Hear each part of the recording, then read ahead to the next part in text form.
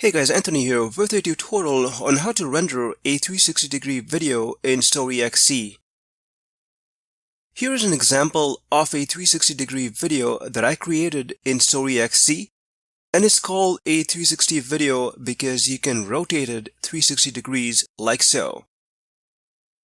So to create a 360 video in StoryXY, you would create a regular video project, and once you've completed it, click on the Scenes option, and it'll bring you here.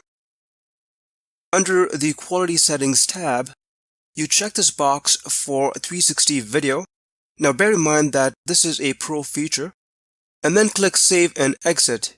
It'll bring you back to the video creation section, and from this toolbar, choose Render, give it a name, and click Save.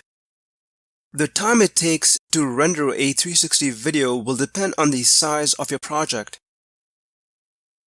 Here is how the rendered 360-degree video will look like. As you can see, it looks a bit odd, and we need to add or inject metadata into the video. And one way to do this is to use the Spatial Media Metadata Injector. I've created a separate tutorial on how to prepare a 360-degree video for upload, so you can check it, and thanks for watching.